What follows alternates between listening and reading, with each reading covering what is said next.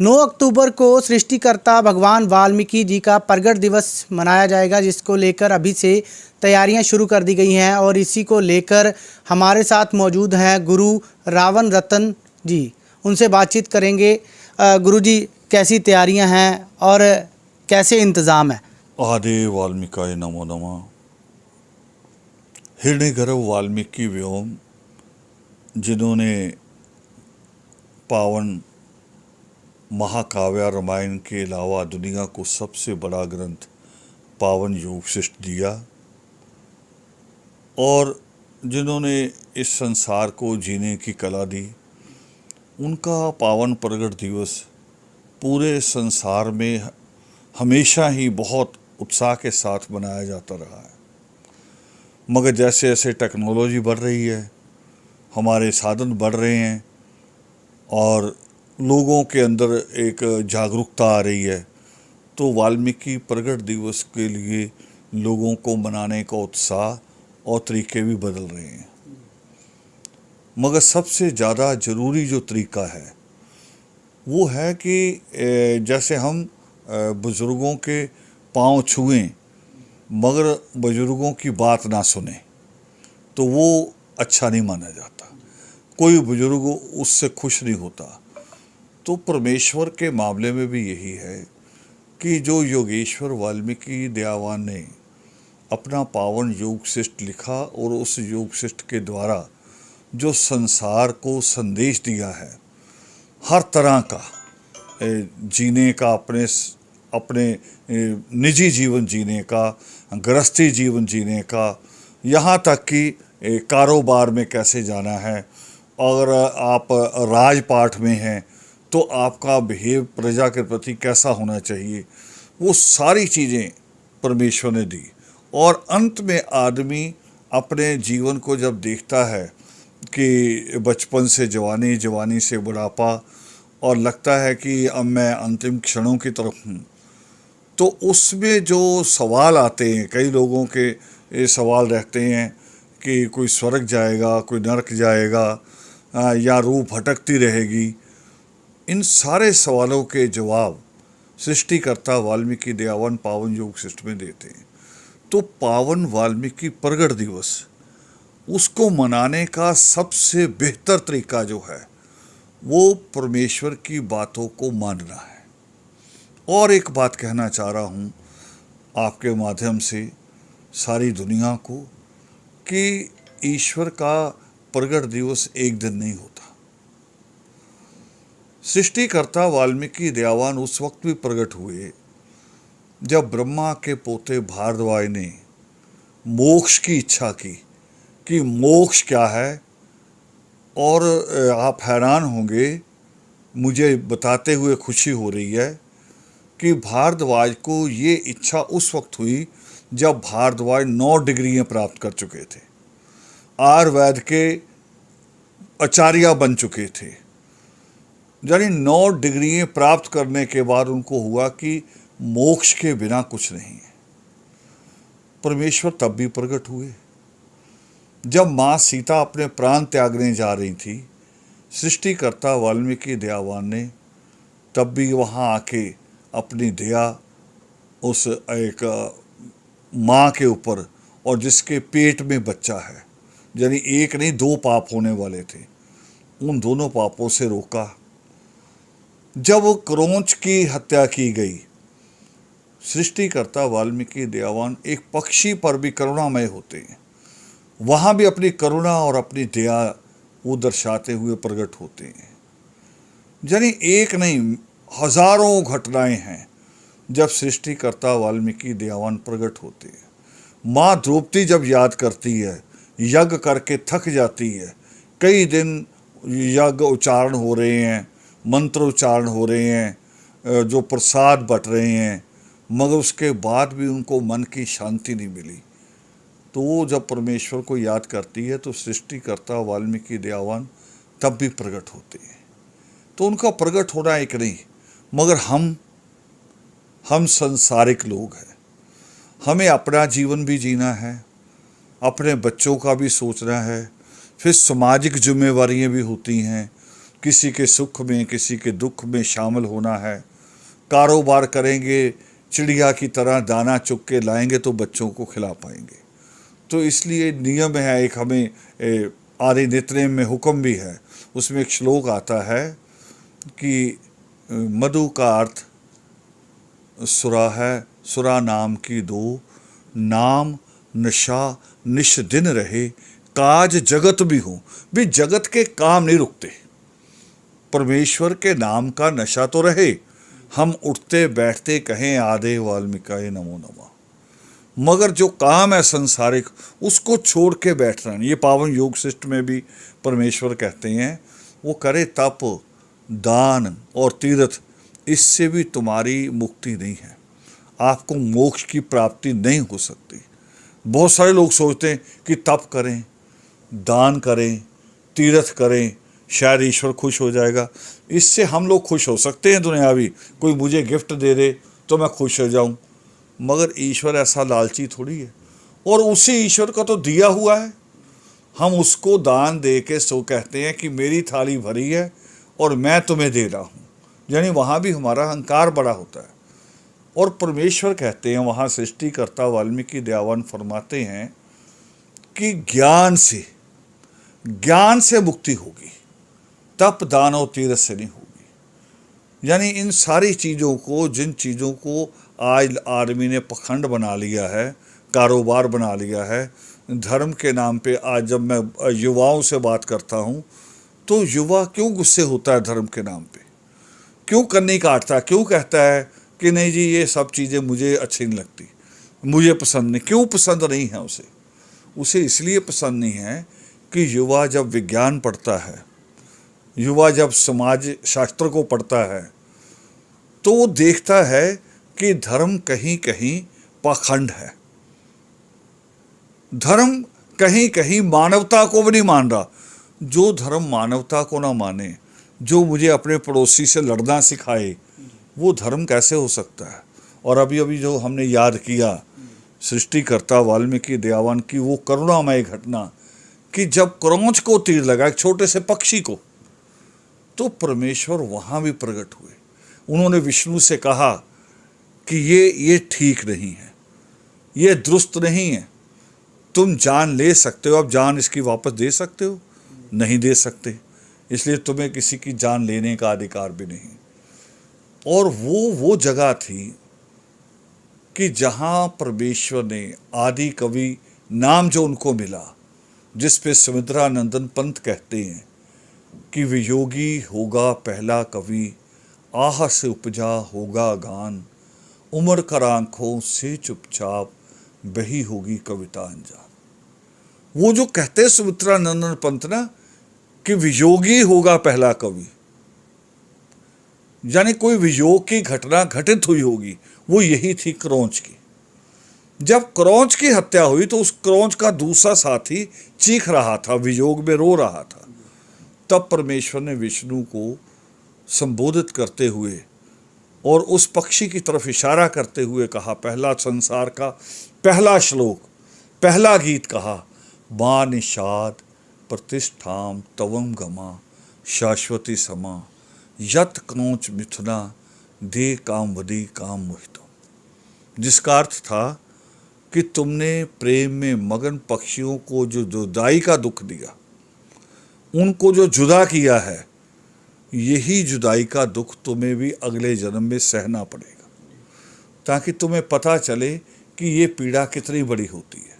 और हम देखते हैं कि वही विष्णु जब राम बन के आते हैं और माँ सीता से बिछुड़ते हैं, और माँ सीता की मृत्यु नहीं होती, सिर्फ वो लंका चले जाती है, तो राम पेड़ों पर्वतों नदियों से पूछते हैं सीता कहाँ है, सीते सीते करते हुए घूमते हैं। वो एक परमेश्वर ने दुख दिखाया भी, एक साथी का बिछड़ना कितना दुखदाई होता है, कितनी बड़ी बात होती। यानी एक संदेश है पूरी दुनिया को, जियो और जीने दो का, कि खुद भी जियो और जीने दो भी, ये नहीं कि इंसान को ही, जीवों को भी।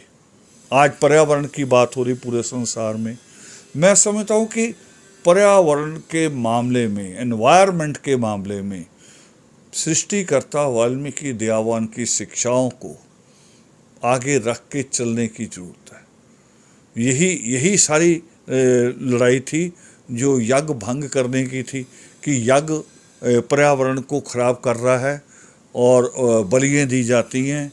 बलि देने का मतलब किसी ना किसी जीव की हत्या। तो उस यही लड़ाई थी वो। इसी को कहा था कि यज्ञ नहीं, आपको अगर कहा गया, हमारे नित्य में हुक्म होता है कि पाना आत्म ज्ञान घर, इसी के लिए लोग करते हैं ना, जो अपना घर बार छोड़ते हैं, मंदिरों में, धर्म स्थानों में, जंगलों में घूमते हैं। तो उसमें आया कि पाना आत्म ज्ञान घर, अडम्बरों क्या का काम, एक कोना ही बहुत है बस करने को ध्यान। एक कोना ही बहुत होता है।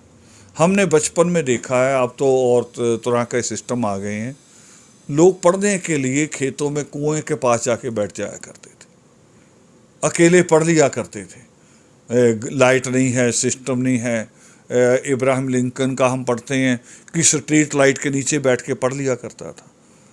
यानी जिसको ज्ञान पाना है उसके लिए किसी साधनों की या घर त्यागने की जरूरत नहीं है। वो अपने घर के छत के एक कोने में बैठ के भी ज्ञान प्राप्त कर सकता है। बस जैसा बुल्ले शाह कहते हैं कि रब उन्होंने मिलता नीतां जिन्हां दियां चंगियां। नीयत होनी चाहिए कि नीयत साफ हो हमारी। और जब नीयत साफ नहीं, फिर मैं कितने यज्ञ करूं, कितने लोगों को खाना खिलाऊं, है ना, मगर खाना खिला रहा हूं उस तरह से जैसे गुरु नानक देव जी ने दिखाया था, एक अमीर का खाना, एक गरीब का खाना। अमीर का खाना जिसमें से खून निकल रहा था, गरीबों का चूसा हुआ, और गरीब के खाने में से दूध निकल रहा था और गरीब का पसीना निकल रहा था। तो उसमें हमें नहीं पता होता हम क्या कर रहे हैं। नीयत साफ होनी जरूरी है। गुरुजी, आपने कविताओं का जिक्र किया और आप जिक्र कर रहे हैं कि जैसे एक संदेश बांटने की आप बात कर रहे हैं, तो कैसे आप लोगों में फिर संदेश बांटते हैं? क्योंकि नौजवानों का आपने जिक्र किया कि वो आजकल भटक गए हैं, कहीं ना कहीं वो संदेश सुनने को तैयार नहीं है, तो फिर उनको कैसे आप ये सब संदेश समझाते हैं? क्योंकि कविताओं का भी आपने जिक्र किया है। बहुत बार मेरे से यूनिवर्सिटी कॉलेज में ये सवाल हुआ, हम शिक्षा सेमिनार भी करते हैं बच्चों के, कि आप जब कहते हैं कि पखंड होते हैं फिर आप सत्संग क्यों करते हैं? तो मैंने उनको कहा, अभी एक तो सत्संग को सुनिए आप हमारे, एक भी शब्द अगर हमारा पखंड जैसा आ जाए, जैसे हम कह दें कि 4 पूर्णमासी पे ये करो या इतनी मस्या नहा लो, अगर ऐसा कोई लफ्ज़ आता है तो हम पखंड हैं। मगर हमने सत्संग माध्यम इसलिए चुना, वो उसको परमेश्वर ने भी कहा है और उसका एक बड़ा आस्पेक्ट्स है। जैसे हम मीटिंग करें, मैं कहूँ कि ये मीटिंग है, चाहे एजुकेशन पे कह दूँ, मीटिंग में कौन आएगा? जो सामाजिक कार्यकर्ता हैं या राजनीति में भाग लेने वाले लोग, सिर्फ उतने से लोग आएंगे। उसमें ना माँ आएगी, ना दादी आएगी, ना बेटी आएगी, और घर के इवन की घर के जो युवा नौजवान साथी वो भी नहीं आएंगे। और यही अगर हम कहें कि आज हमने एक सत्संग करना है, योगामृत करना है, तो उसमें दादी खुद अपने पोते पोतियों को साथ लेके आती है, दादा भी सबको लिए आ रहा है, माँ भी आ रही है, बाप भी आ रहा है, यानी पूरा परिवार। तो उसमें बैठ के हमें बात करनी आसान हो जाती है। तो बात को हमने आसान किया थोड़ा सा, हमने 3 मुद्दे चुने बात करने के लिए, ताकि आसानी से समझ आ जाए। कहानियाँ तो बहुत लंबी कही जा सकती। हम 3 विषयों पे काम करते हैं: अंधविश्वास, नशाखोरी और अनपढ़ता। अंधविश्वास इतना है देश में कि इतना बड़ा ताला भी लगाते हैं दुकान को, नींबू और हरी मिर्च भी टांग देते हैं। एक चीज़ पे यकीन करो, या ताला लगाओ या नींबू और हरी मिर्च टांगो। ताकत है इंसान के पास, मगर जो सृष्टिकर्ता वाल्मीकि दयावान कहते हैं ना कि ज्ञान से ताकत है। डॉक्टर ढूंढेंगे उसका, ज्ञान से रिसर्च करेंगे, ढूंढेंगे। पहले तो वायरस को समझेंगे कि वायरस ये है क्या, फिर इस वायरस को रोका कैसे जा सकता है। हुई है, ऐसे रिसर्च हुई, हमारे लिए वो इंजेक्शन आ गए, हम लोगों ने वो इंजेक्शन लिए। अब कुछ हद तक 3-4 लहर और आई हैं, इंजेक्शन सेकंड लहर पे आया था, मगर तीसरी और चौथी लहर हावी नहीं हो पाई हम पे। दूसरी हावी हुई क्योंकि तब तक इंजेक्शन नहीं था। मगर तीसरी और चौथी हावी नहीं हुई, ना हमें लॉकडाउन जैसा कुछ करना पड़ा। और ढूंढा किसने? ये पखंडियों ने नहीं ढूंढा जो ऐसे आशीर्वाद देते हैं हाथ दे के।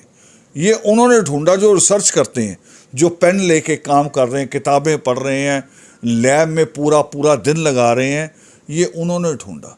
तो हम एक काम करते हैं अंधविश्वास के खिलाफ, दूसरा कर रहे हैं हम नशे के, इस नशाखोरी के खिलाफ हमारा काम है।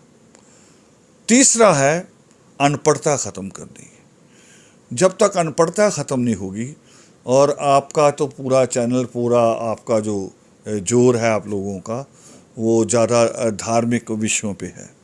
मैं एक धार्मिक विषय पे एक सवाल बता रहा हूँ। आप अगर खोजेंगे, दुनिया का कोई संत नहीं मिलेगा जिसने कहा हो कि मेरे सत्संग में आने से पहले अपने बच्चों को स्कूल भेजो। कभी स्कूल की बात नहीं करेगा कोई संत, नेता भी नहीं करता। नेताओं को मजबूर करके आप यूनिवर्सिटी खुलवा लो, मगर उसकी कोशिश होती कि लोग पढ़ लिख ना जाएं। पढ़ लिख जाएंगे तो वो मूर्ख किसे बनाएंगे? यही काम नेता करता है, यही काम संत कर रहे हैं आज, किसी भी रूप में, चाहे वो पादरी के रूप में है, चाहे मज़ारों पे बैठे कादरी के रूप में है, चाहे वो पंडित के रूप में है, सारे के सारे यही कर रहे हैं। इवन कि अखंड पाठ के नाम पे भी यही होना शुरू हो गया।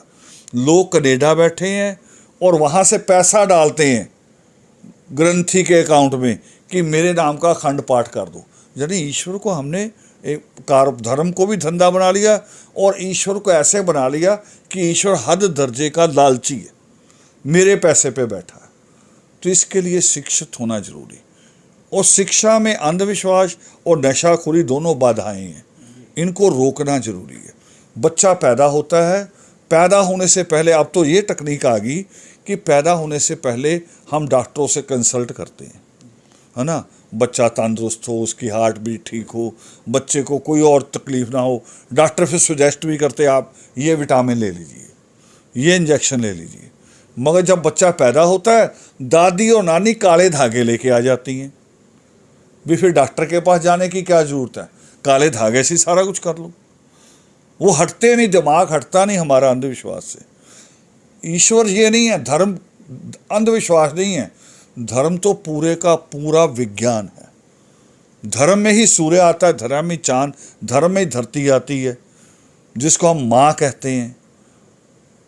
वो हमें कहीं अंधविश्वास नहीं सिखाता।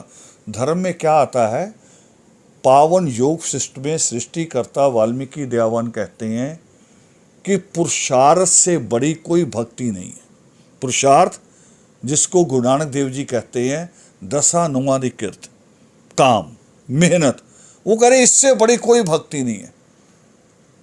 हमारे देश की बेटी हुई है कल्पना चावला, हम ग्रहों से डरे जा रहे हैं, हमें डराया जा रहा तुम्हारा मंगल खराब है, तुम्हारा बुध खराब है, तुम्हारा शनि खराब है। और वो बेटी खराब ग्रहों को देखने जाया करती थी, वो डरी नहीं। और कैसे गई? वो धागे तभी से नहीं गई, पढ़ाई लिखाई से गई। उसके जाने के बाद दूसरी और बेटी है एक भारत की, सुनीता विलियम, वो भी कर रही, और अब कई बच्चे गए हैं। अब उससे प्रेरित होकर कल्पना चावला से हज़ारों बच्चे जाना चाहते हैं। नासा का बकायदा पेपर होता है भारत में कि अगर आपने नासा ज्वाइन करना है, यहाँ पेपर होगा। स्कूल के टीचर वो पेपर दिलाते हैं, जो बच्चे क्वालिफाई करते नासा तक जाते भी हैं। तो ये शिक्षा से होना, मेहनत से होना है। कोई काम धागे तबीज से नहीं होगा। मैं बड़ी मिसाल दे रहा हूँ, उग्रवादियों ने वर्ल्ड ट्रेड टावर गिराए, अमेरिका की सबसे बड़ी बिल्डिंग, हजारों आदमी मरा। अगर भूत प्रेत होते तो उनमें से कुछ लोग भूत बन जाते, वो ढूंढते लादेन को भी हमें किसने मारा। हमारे शहर में घटनाएं होती हैं, आप कवर करते हैं कि रात को आदमी आ रहा था दुकान बंद करके और चोर पीछे लग गए हैं और पैसे छीनने लगे, आदमी ने दिए नहीं तो उन्होंने छुरा मार दिया, आदमी मर गया। कभी ऐसे मरे हुए आदमी ने ढूंढे अपने कातिल भूत बन के कि मुझे इसने मारा? ढूंढता कौन है? पुलिस, इन्वेस्टिगेशन वाले लोग ढूंढते हैं। लादेन को भी उन्होंने ढूंढा, इंसानों ने, भूतों ने नहीं, मगर हम भूत प्रेत के नाम पे भी कारोबार कर रहे हैं कि भूत होता है। और अंग्रेज तो और करता है इस पे कारोबार, उनके तो कई तरह के भूत है, ड्रैकुला है और पता कौन कौन से अजीब अजीब से बना के फिल्में भी बनाते हैं। ये चीज़ें आदमी के मन में भय पैदा करती हैं। और सृष्टिकर्ता वाल्मीकि दयावान से जब भारद्वाज ने पूछा कि दुनिया में सबसे बड़ा पाप कौन सा है, तो परमेश्वर ने बड़ा आसान जवाब दिया। वो करे किसी को मारना भी बड़ा पाप नहीं है, आपकी सुलह हो सकती है ना। चपेट मारी, गलती हो गई, हाथ जोड़ दिए, सुलह हो गई, गले मिल लिए। मान लो किसी के तीर भी मार दिया, वो जख्म भी भर सकता है, आदमी ठीक हो सकता है। मगर बचपन में किसी के मन में भय पैदा कर दिया कि भूत होता है, ये होता है, वो होता है, वो आदमी जीवन भर मुक्त नहीं हो सकता। वो कह रहे सबसे बड़ा पाप भय पैदा करना। इसीलिए तमाम धर्मों के आप नारे सुनोगे, है ना, तो उसमें क्या आता है, भय से मुक्त होने की बात आती। हम भी कहते हैं जो बोले सो निर्भय, निर्भय सृष्टिकर्ता वाल्मीकि दयावान भी, जो उनकी बातों को मानेगा भय से मुक्त हो जाएगा। फौजी भी लड़ता है भय से मुक्त होके। हम सोचते हैं नाले से निकले, नदी से निकले कि ना निकले, वो बेचारे कई बार उसी नदी नाले में 24 घंटे खड़े रहते हैं, इंतज़ार करते, बर्फ़ में खड़े रहते हैं। जंगल से हमें डर लगता, पता नहीं नीचे सांप ना निकल आए, वो वहाँ लेटे रहते हैं, उनकी ड्यूटी है, क्योंकि वो भय से मुक्त है। इसलिए पूरे देश को, दुनिया को बचा पाते हैं। सो ये थे गुरुजी जिन्होंने तमाम मुद्दों पर जानकारी दी है और कहा है कि भय से मुक्त होना ज़रूरी है, और यही जो भगवान वाल्मीकि जी का संदेश था, तो इसको लेकर उन्होंने जो जानकारी साझी की है।